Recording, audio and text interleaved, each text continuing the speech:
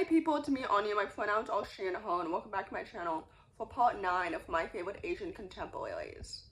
Specifically, I think all of these books are YA, if I'm not mistaken. But anyway, as an Asian person myself, if you didn't know, I'm half Vietnamese and half Jamaican. I love reading books that feature characters of color, and I love reading books about Asian people because it's just so relatable. But even if it's not relatable, I think it's so important to read books that really expand your knowledge and experiences of other races. So anyway, with that said, I really hope this video helps diversify your bookshelf. And without any further ado, the first book on this list is called You Started It. This book is a YA contemporary following a Palestinian main character who's fake dating somebody to make her ex jealous. Fake dating is truly one of my favorite romantic tropes, and this book depicted everything so well. I loved the characters, I loved the romance, I loved her relationship with her mom, her relationship with her heritage. Like, everything about this book was so good and so fantastic. Like, this story is so cute and it's so wholesome and it's super necessary, especially for stories that center on Palestinian joy. Like, I think this book is so excellent and it's so good. I think the author has a new book coming out next year, I think, and I'm so excited to read it because this book is truly, like, it's so excellent and it's so good. So anyway, with that said, I would definitely highly recommend it. The next book on this list is called Love Makes Mochi. This book is a YA contemporary following an Asian lesbian who's in Tokyo on a fashion internship. First of all, I love a solid queer story, and I also loved the Japanese setting. I think this book is so good.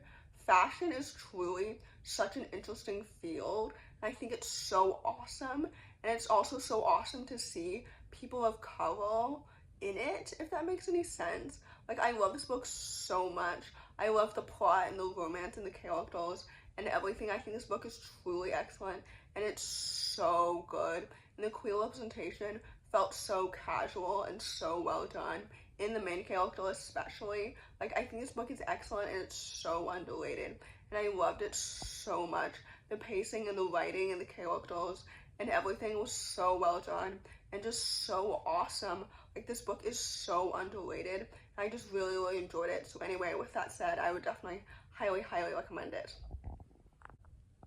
The next book on this list is called K. Jane. This book is a YA contemporary following a third-generation Korean American main character who's trying to reconnect with her Korean heritage, especially since her baby brother is on the way, and she feels bad about not feeling Korean enough. First of all, the feeling of not feeling super connected to your heritage and internalized racism is so relatable, especially as someone who didn't grow up super connected to my heritage except through food and like Vietnamese New Year. I don't know if that makes any sense, but anyway, I think this book is so good and so awesome. I love the characters and the friendships and her culture and her relationship with like her parents and everything. Like, this book is so good and it's so underrated. I love the writing and the pacing and everything. I would definitely read more by this author in the future if they do venture out. Like, I think this book is so good and it's so wholesome. So anyway, with that said, I would definitely highly recommend it. The next book on this list is called Better Catch Up, Krishna, Kumar. This book is a YA contemporary following a bisexual Indian main character who's doing like a cross-country road trip to seal her first kiss. And she's doing this road trip with her cousin and her cousin's best friend. I think this book is so excellent and it's so well done. First of all, as I've mentioned before, I love a queer rom-com. I loved the bisexuality representation in both the main character and her love interest.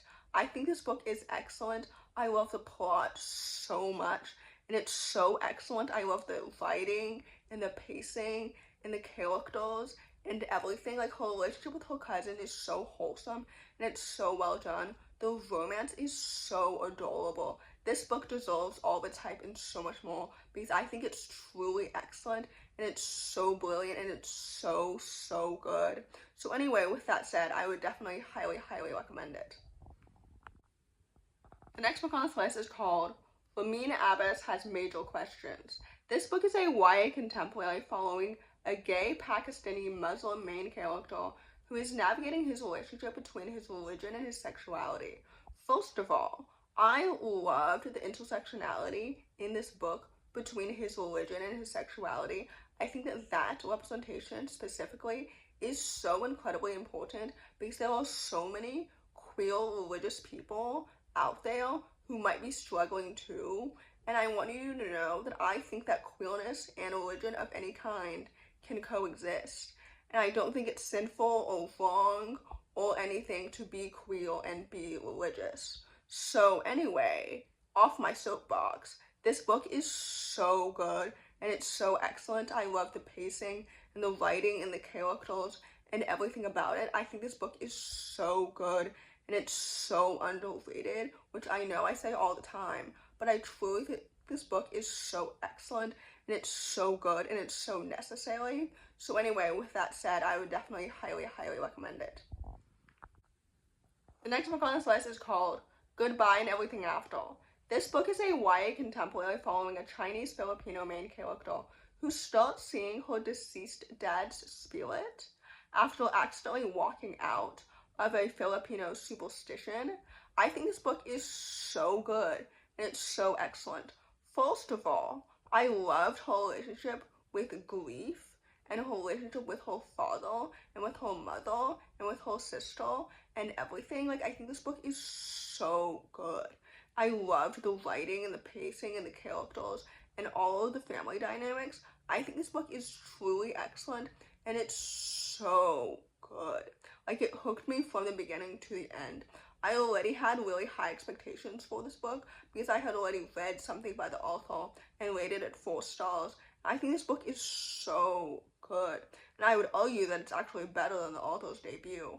But anyway, I think this book is so excellent and it's really awesome. So with that said, I would definitely highly recommend it. The last book on this list, and certainly not the least, is called The Ocean Would Paint Me Blue. This book is a YA contemporary following a Syrian-American main character as her art about her mother's life starts to go viral anonymously. I think this book is so excellent and it's so well done. First of all, I loved the magical realism aspects of the art and her mother's life and everything. I loved the characters. I loved her relationship with grief and her dad and her sister and everything. Like, the plot and the pacing and the writing and the characters were all so good. And they truly felt so stunning and so authentic and so well done. I think this book is truly excellent.